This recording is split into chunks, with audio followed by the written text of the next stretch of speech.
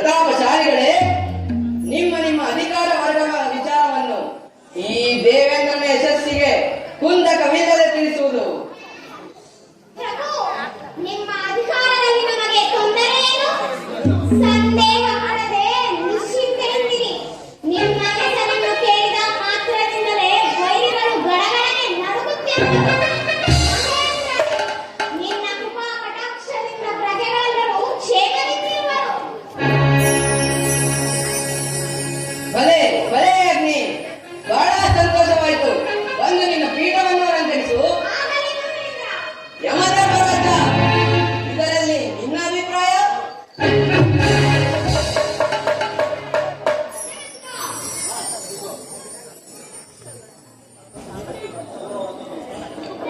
ರೌರವಾದಿ, ಕುಂಬಿ, ಪಾಕ ಇತ್ಯಾದಿ ನಾಟಕಗಳೆಲ್ಲ ಪಾಪಿಗಳಿಂದ ತುಂಬಿ ತುಳುಕುತ್ತಿರುವುದು.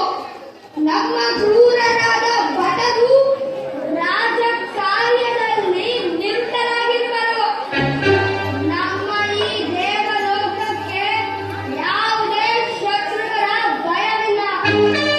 ಒಂದು ವೇಳೆ ರಾಕ್ಷಸರೇನಾದರೂ ಬಂದರೆ ಈ ಗದಾಢ್ಯದಿಂದ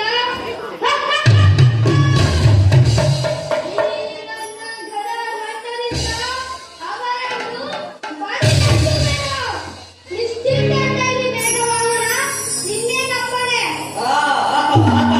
ಬಹಳ ಸಂತೋಷವಾಯಿತು ಧರ್ಮರಾಜ. ಬಂದು ನಿನ್ನ ಪೀಠವನ್ನು ಅಲಂಕರಿಸು. ಆಗಲಿ ಮಹೇಂದ್ರ.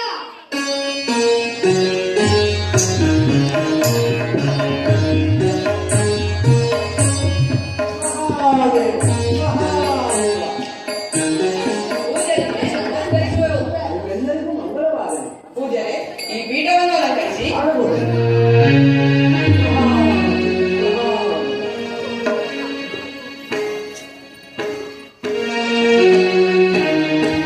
ಪೂಜಾರಿ, ಈ ಲೋಕದ ಸಮಾಚಾರವೇನು? ದೇವೇಂದ್ರ, ಕಶ್ಯಪ ಬ್ರಹ್ಮನು ಸುರಸೆ ಎಂಬ ಗಂಧರ್ವದಲ್ಲಿ ಮೋಹಿತನಾಗಲು ಸೂರಪದ್ಮ, ತಾರಕಾಸುರ, ಸಿಂಹಮುಖ ಎಂಬ ಮೂವರು ಅಸುರರಲ್ಲಿ ಜನಿಸಿ ಅದರಲ್ಲಿ ಸೂರಪದ್ಮನಾದರೂ ಶಿವನನ್ನು ಕುರಿತು ತಪಸ್ಸನ್ನು ಆಚರಿಸುತ್ತಿರುವನು. ಆ ವಿಷಯವನ್ನು ತಿಳಿಸುವಂತೆ ನಿನ್ನೆಲ್ಲಿಗೆ ಬಂದೆ.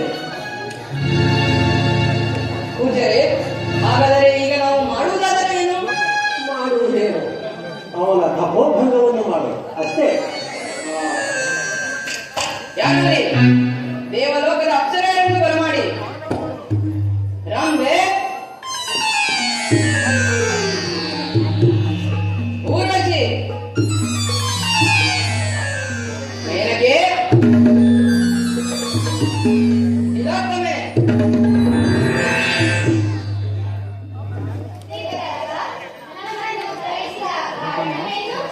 ನೀವೀಗಲೇ ಭೂಲೋಕಕ್ಕೆ ಹೋಗಿ ಆ ಶೂರಪದ್ಮನ ತಪಸ್ಸನ್ನು ಭಂಗಪಡಿಸಿ ಬನ್ನಿರಿ.